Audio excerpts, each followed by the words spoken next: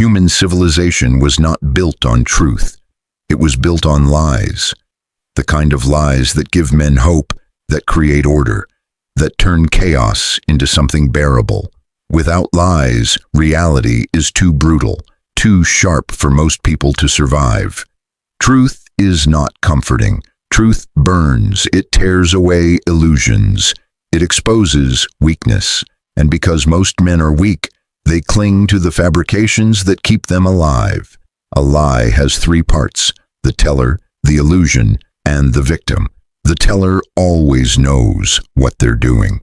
They may pretend it is for your good, they may sugarcoat the poison, but at the core, they are manipulating reality. The illusion is the mask, a carefully crafted version of reality designed to soothe, to inspire, or to enslave. And the victim, he is not simply someone deceived. He is someone who chooses to believe, because the alternative, the cold, ruthless truth, is unbearable. Consider the average man who works himself to death for a system that will never reward him. He is told, work hard, obey the rules, sacrifice your best years, and you will be rewarded. That is a lie. The truth? The system is designed to extract the maximum energy from him, then discard him when he is no longer useful. He doesn't want to see this truth, because if he did, he would realize his life was wasted, so he accepts the illusion. Lies are not accidents, they are strategies. Parents lie to children to make them obedient. Governments lie to citizens to maintain order.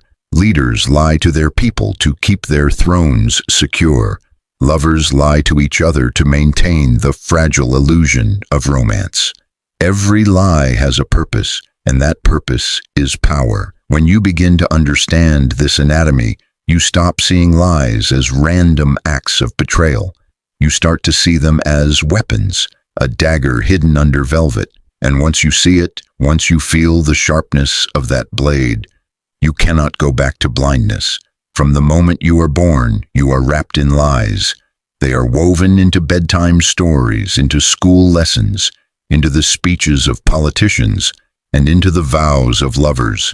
Society itself is a mask designed to conceal the raw hunger for dominance that drives human beings. Children are taught, share, be nice, play fair.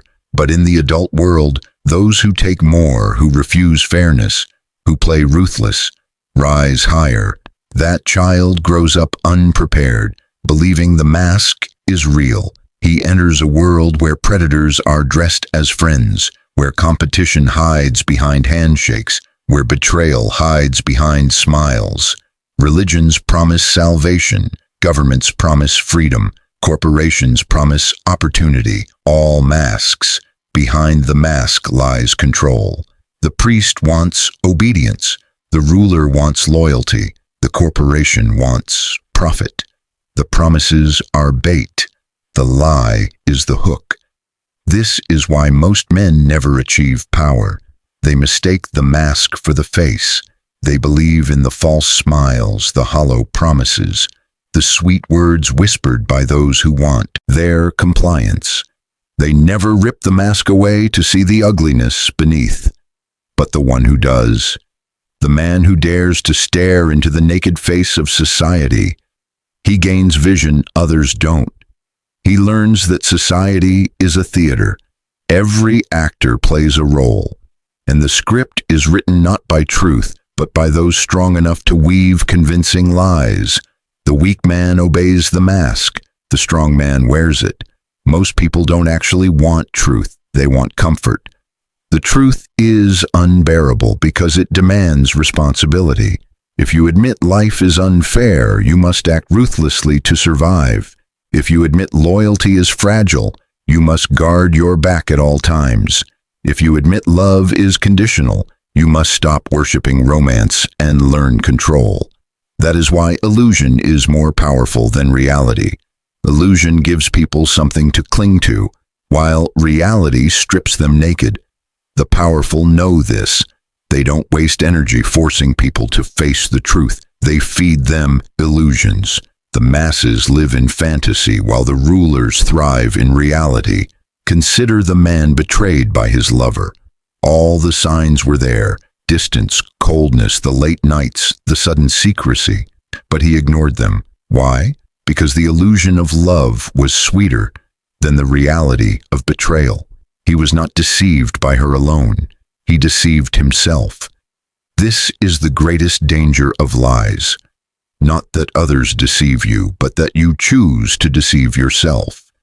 You know the job is killing you, but you stay because you believe the lie that someday it will pay off. You know your friend envies you, but you ignore it because you want to believe in loyalty.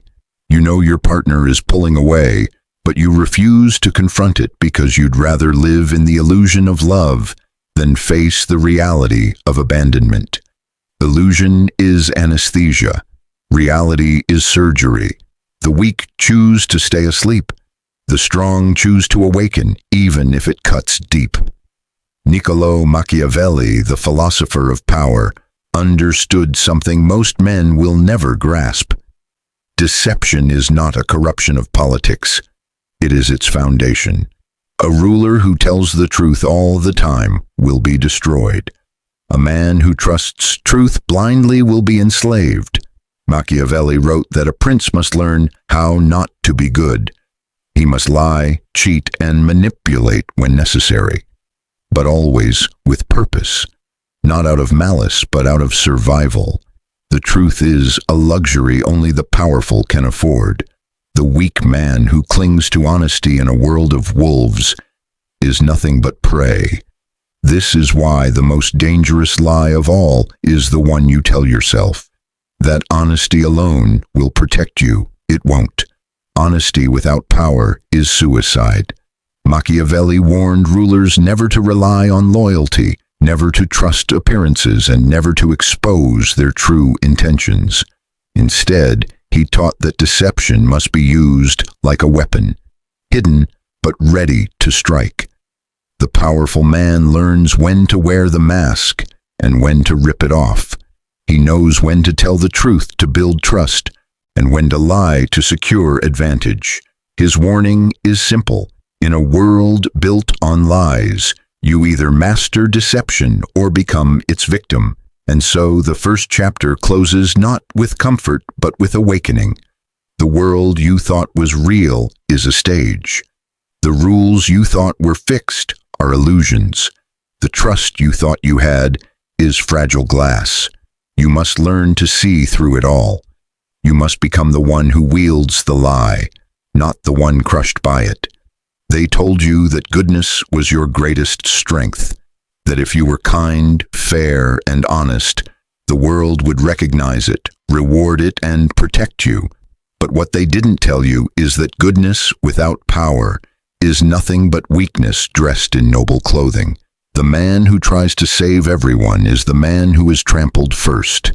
The one who forgives endlessly is the one betrayed endlessly, and the one who clings to virtue as a shield will discover that his shield is made of glass. From birth, society sells you this lie. Parents repeat it. Teachers enforce it. Religion glorifies it. Movies and stories romanticize it. The lie is simple. Be good, and life will take care of you. But open your eyes, and you'll see the truth. Life does not reward goodness. Life rewards strength, cunning, and control. Life rewards the predator, not the prey. Goodness without teeth is just an invitation for wolves.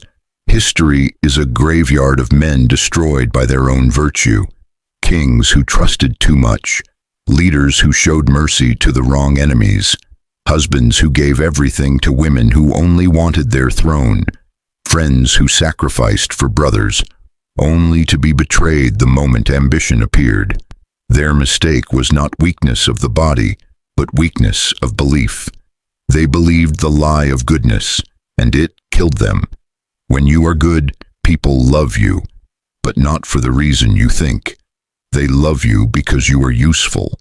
They love you because you make their lives easier. They love you because you take on the burden. because you are willing to bend, because you say yes when others would say no. Goodness in the eyes of others is not a virtue. It is an opportunity. And the moment your usefulness runs dry, that love vanishes like smoke. The same hands that praised you will turn to strike you. The same voices that celebrated you will whisper against you. Think back to your own life. How many times have you said yes when you wanted to say no? How many times have you given second chances to people who already proved they would betray you? How many times have you carried others, thinking they would carry you in return, only to be abandoned when you stumbled? This is the trap of goodness. You believe you are earning loyalty, when in truth you are teaching people that your boundaries can be crossed without consequence. Mercy, when given to the unworthy, is suicide. The predator does not attack the strongest animal in the herd. It attacks the one that lingers, the one that stumbles, the one that shows weakness. In the same way, ruthless people in society search for those who wear goodness as their armor. They know goodness means predictability. They know a good man will hesitate before striking. They know a good man will forgive. And in that hesitation, in that forgiveness, lies their opportunity to exploit him. To predators, goodness is the smell of blood. You've seen it in relationships. A man who bends over backward for a woman, sacrificing his pride, his resources, his dignity, thinking his goodness will bind her to him. But what happens? She loses respect. She takes more because he allows it. And when a man with edge, with power, with control enters the picture, her loyalty shifts instantly. Goodness did not secure her love. It bored her and then destroyed him. You've seen it in workplaces. The employee who works harder than anyone, who stays late, who never complains, who sacrifices his time and energy, believing the company will recognize his goodness. But when the promotion comes, who gets it? Not him. It goes to the one who played politics, who bent reality, who positioned himself strategically. The good man gets nothing but a pat on the head and more work. Goodness without strategy is just servitude. And you've seen it in friendships. The loyal friend who gives, supports, forgives, covers for others. The friend who sacrifices money, time, and opportunities to help. But the moment he needs help, where are they? Gone, silent, busy. They loved his goodness when it served them, but when the tables turned, they had no use for him. Goodness blinded him and betrayal gutted him. This is why Machiavelli wrote that a ruler must learn how not to be good. He did not mean one should always be evil. He meant that goodness must be used strategically, never blindly. That a man must control when to show mercy and when to show teeth. That kindness without power is manipulation against yourself, but kindness with control is domination over others. If you wish to rise, you must abandon the belief that goodness will protect you. Instead, you must understand that goodness is a mask, a tool, a weapon. You wear it when it benefits you. You remove it when it endangers you. You use it not as a guiding principle, but as a strategy. The world does not need you to be good. The world demands you to be strong. And strength does not mean cruelty for its own sake. Strength means the ability to choose. The weak man cannot choose. He is trapped by his goodness. He cannot punish betrayal because that wouldn't be nice. He cannot say no because that would make me selfish. He cannot walk away because that would make me cruel. His goodness enslaves him. But the strong man can choose. He can forgive when it benefits him and destroy when it is necessary. He controls his goodness instead of being controlled by it.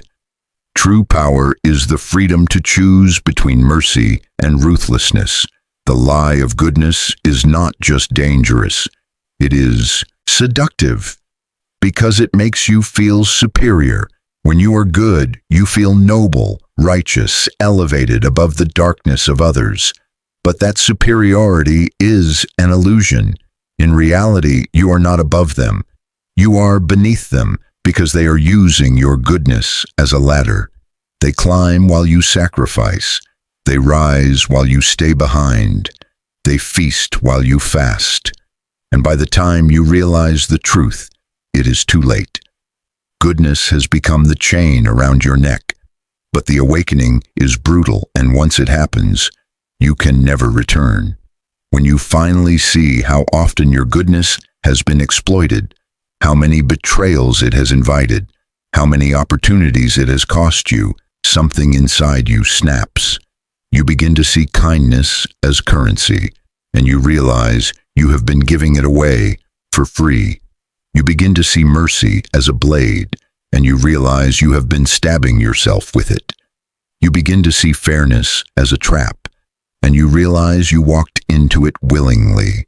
The awakening is painful, but it is also liberating, because once you awaken, you begin to control your goodness instead of being controlled by it. You begin to ask, does this act of kindness benefit me, or does it weaken me? Does this forgiveness build my empire, or does it dismantle it? Does this sacrifice strengthen my position, or does it leave me vulnerable? And when the answer is weakness, you stop. You choose differently. You learn the art of selective goodness. Selective goodness is power. It is the ability to be merciful when mercy will secure loyalty, and merciless when ruthlessness will secure fear. It is the ability to appear generous while quietly advancing your agenda. It is the ability to forgive, not out of weakness, but out of calculated control. Selective goodness transforms kindness from a liability into a weapon, and those around you will not understand. They will call you cold, selfish, even cruel.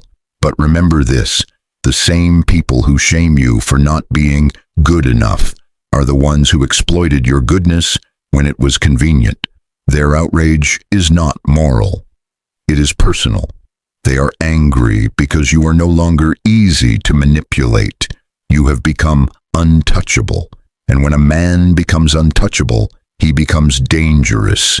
This is the death of the lie. This is the moment you rise above the trap of goodness.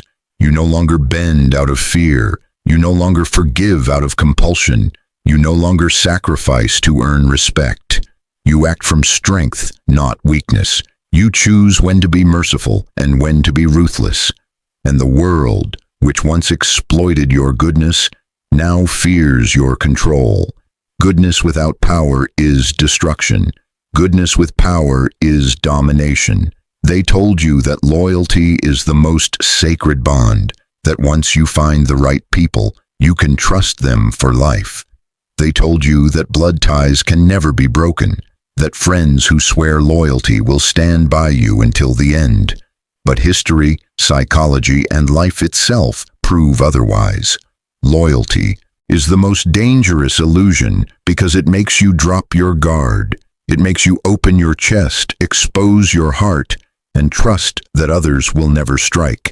And when they finally do, it is always those you trusted most who cut the deepest.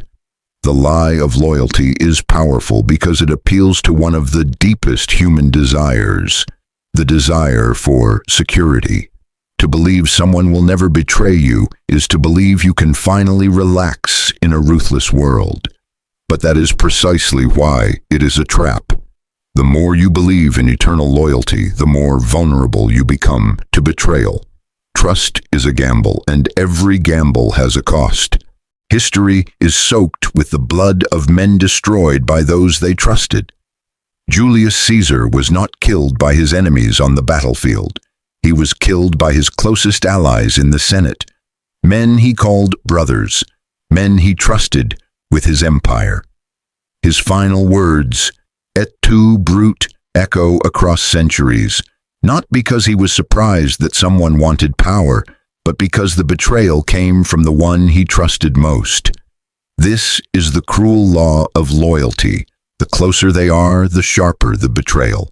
Friendships, families, alliances, all are fragile when tested against ambition, envy, and opportunity.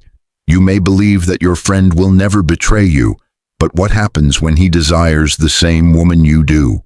You may believe your business partner will always stay loyal, but what happens when someone offers him more profit, more power, more recognition?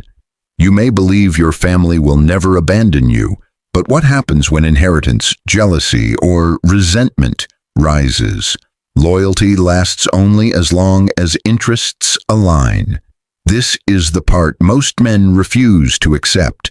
They cling to the fantasy that loyalty is eternal, that there are unbreakable bonds in life. But bonds are not made of steel. They are made of rope, and rope frays with time, with stress, with pressure. The man who believes otherwise is the man who finds the knife already in his back. Think of your own life. Has there ever been a time when someone you trusted completely turned against you? A friend who revealed your secrets? A partner who abandoned you when things got hard? A family member who sided with outsiders instead of you? The pain of betrayal is unlike any other because it does not come from an enemy. It comes from a supposed ally. And that pain is the proof that loyalty, as society defines it, is a lie. Betrayal is not an accident, it is inevitable. The dangerous part of loyalty is not just being betrayed by others, it is how it blinds you. When you believe in eternal loyalty, you stop watching. You ignore the warning signs. You excuse behaviors that you would normally see as dangerous. You say to yourself, he would never betray me, she would never hurt me, they would never turn on me. And in that blindness, betrayal grows. By the time you see it, it is too late. Loyalty is the blindfold that prepares you for slaughter. The predator knows this. He understands that men crave loyalty so much, they will ignore reality for it. He will promise loyalty, swear allegiance, make oaths, but only as tools. He knows that oaths mean nothing when power is at stake. He knows that most men are too desperate for connection to see through the illusion. And so he uses loyalty as bait, as a way to lure men into false security before taking everything from them. The promise of loyalty is the most effective weapon of the deceiver. In business, alliances shift with profit. In politics, alliances shift with power. In love, loyalty shifts with desire. To believe otherwise is to invite destruction. A woman may promise you eternal devotion, but what happens when she feels you no longer satisfy her ambition, her hunger, her fantasies? A friend may swear he will never betray you, but what happens when betraying you secures his survival? A partner may swear unity, but what happens when division benefits him more? Loyalty has no permanence, it is transactional. And once you realize this, the world looks different. You stop seeing promises as guarantees. You stop seeing oaths as binding. You stop seeing words as truth. You begin to understand that loyalty is only as strong as the interests behind it. When those interests shift, so does the loyalty. And when you understand this, you stop being blindsided. The awakened man expects betrayal, and therefore he is never destroyed by it. This does not mean you must live without allies. It means you must live without illusions. You can trust, but never blindly. You can build alliances, but always with safeguards. You can accept loyalty, but always with preparation for its collapse. The difference between the powerful and the weak is simple. The weak are destroyed by betrayal. The powerful are ready for it. Anticipation is the armor against treachery. Machiavelli warned rulers about this exact truth. He wrote that men are loyal only when it suits them, and the moment loyalty clashes with self-interest, betrayal is certain. He advised rulers to build systems not on love, but on fear and benefit. Fear ensures hesitation. Benefit ensures continued alignment. Without these, loyalty disintegrates like dust. The same is true for you. If you want loyalty from others, you cannot rely on emotion. You must rely on control. Fear and benefit are the only chains that bind loyalty. Look around in your own life. The friend who remains close to you, is it truly because of eternal loyalty or because staying close benefits him? The partner who stands by your side, is it truly because of unshakable devotion or because leaving would cost her more than staying? The family member who shows support, is it truly unconditional or because they expect future reward, inheritance, or protection? When you strip away illusions, you see the truth. Loyalty is not love. Loyalty is leverage. And once you master this truth, you can use it. You stop expecting eternal loyalty, and instead, you learn to engineer it. You give benefits strategically so others remain aligned with you. You instill fear so betrayal feels too costly. You create dependence so breaking away from you feels impossible. You build systems where loyalty is not an emotional promise, but a logical decision. You control loyalty instead of being controlled by it. This is why some leaders maintain allies for decades while others are betrayed overnight. The wise leader never assumes. He always reinforces loyalty through structure, through fear, through benefit. He knows that people are self-serving creatures, and he uses that nature to his advantage. The foolish leader assumes loyalty is eternal, and he pays with his throne, his life, his empire. Never assume, always enforce. And when betrayal comes, because it will, the wise man is ready. He has already prepared for it. He has already built escape routes, counter-strategies, punishments. He does not collapse in shock, crying, "How could they do this?" Instead, he smiles coldly and says, "I knew this day would come." And in that preparation, he survives while others are destroyed. Preparedness turns betrayal into opportunity. The deeper you go into the world of lies, the more you realize that truth is not the foundation of society, but its most fragile illusion. People like to believe that honesty is what binds them together, yet the reality is that deception has been the hidden glue of power since the first tribes walked the earth. The strongest do not conquer through sheer force. They conquer through the mastery of illusion. To live in this world and not be destroyed by it, you must learn to see through the smoke that others breathe into your mind. And once you see it clearly, you must learn how to use it, not as a victim, but as an architect of control. Every relationship, every negotiation, every promise you have ever been given is built on layers of half-truths. The friend who says he will always be there for you. The boss who promises loyalty to his team. The partner who swears eternal devotion. These are not guarantees. They are performances. They are psychological contracts written not in stone but in vapor. The weak take these words at face value. The powerful understand that every word is a weapon. What makes lies so devastating is not their existence. It is your refusal to accept their inevitability. You were taught since childhood that lying is wrong, that it makes you immoral, that it separates you from goodness. Yet those who told you this were lying themselves. Parents lie to children to protect them. Teachers lie to students to control them. Governments lie to their people to maintain order. Lies are not the exception. They are the operating system of human society.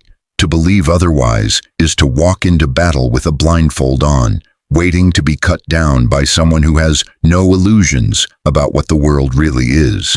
There are lies that comfort, lies that wound, lies that enslave, and lies that destroy. Each operates at a different level, but all share one trait. They shift power from one person to another. If you cannot detect them, you will be played like a pawn. If you cannot use them, you will remain at the mercy of those who can. The man who masters lies does not chase respect. He commands it. Consider the lie of appearance. Every day, people curate how they want to be seen. They dress in ways that exaggerate status, speak in tones that conceal insecurity, and posture with confidence they do not truly possess. The world of appearances is the first battlefield of lies. If you take what you see as reality, you are already defeated.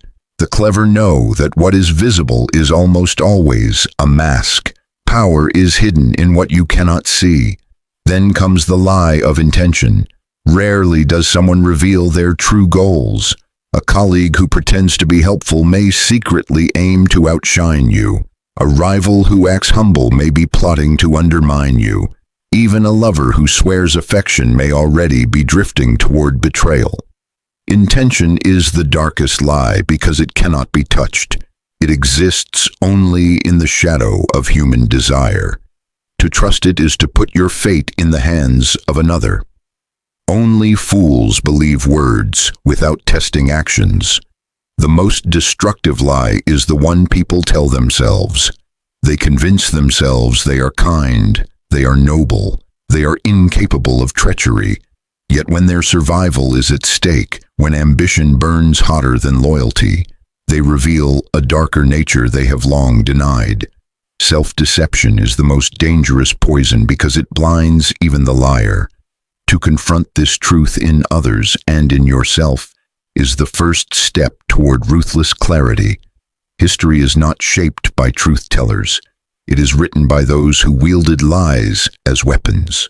Caesar promised Rome peace while preparing for civil war. Kings promised freedom while tightening their grip on their subjects. Corporations promise opportunity while draining the life of those who build them. Religion itself thrives not on truth, but on belief. A belief sustained by narratives too powerful to be questioned. Those who cling to truth as a virtue will always kneel before those who use lies as a strategy. But here lies the paradox. Lies only destroy you if you fail to recognize them. The moment you awaken to their presence, you strip them of their power. Imagine walking into a room where every smile conceals envy, every compliment hides a blade, every handshake carries calculation. To the unaware, it is a nightmare. To the awakened, it is a playground.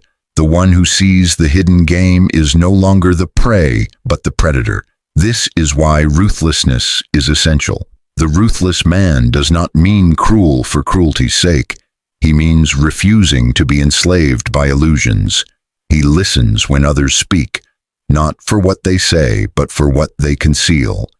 He watches when others act, not for their gestures, but for the intention beneath. He speaks carefully, for he knows that every word released becomes a tool or a trap. Ruthlessness is not savagery, it is clarity sharpened into action. Ask yourself this: how many lies are currently shaping your life? The promises you believe, the loyalty you assume, the truths you never question. Every single one is a thread binding you to weakness. To cut them, you must become intolerant of naivety. That does not mean distrusting everything. It means testing everything. Trust should never be given. It should be earned and re-earned through evidence. The first transformation comes when you stop demanding honesty from others. Weak men beg for honesty. They whine when deceived. They cry when betrayed. They curse the liars who wronged them. But this reaction only confirms their impotence. Strong men expect deceit and prepare for it. They do not cry over betrayal. They anticipate it. They do not collapse when lied to. They leverage it. Expecting lies makes you unbreakable. Exploiting lies makes you untouchable. Imagine a chessboard. The weak player assumes the opponent's pieces move predictably. He trusts the game to be fair. But the ruthless player knows the board itself can be manipulated, that rules bend for those who command respect. Life is not fair play. It is survival through advantage. Lies are the moves unseen. the hidden hands shifting the board in your favor. If you cling to fairness, you are already in checkmate, and yet, do not confuse mastery of lies with reckless dishonesty. A fool who lies constantly loses credibility and power. Everyone sees through him eventually. The true strategist uses lies sparingly, strategically, precisely. A surgeon does not slash wildly. He makes the one cut that matters. In the same way, a lie placed at the right moment can reshape reality. The art of deception is not in quantity but in precision. This precision begins with understanding people's hunger for lies. Most people do not want the truth. They want reassurance, validation, and comfort. Tell them the harsh truth and they will despise you. Tell them a comforting lie and they will cling to you. Leaders rise not because they speak the truth, but because they deliver the illusions their followers crave. People do not follow reality. They follow the story that makes them feel powerful. Once you grasp this, you are free from the chains of moral outrage. You no longer ask, why would they lie to me? You know why. Because lying is survival. Because lying is influence. Because lying is the currency of power. Instead, you ask, how can I see it? How can I use it? How can I make it serve me? When you stop hating lies and start mastering them, you become untouchable.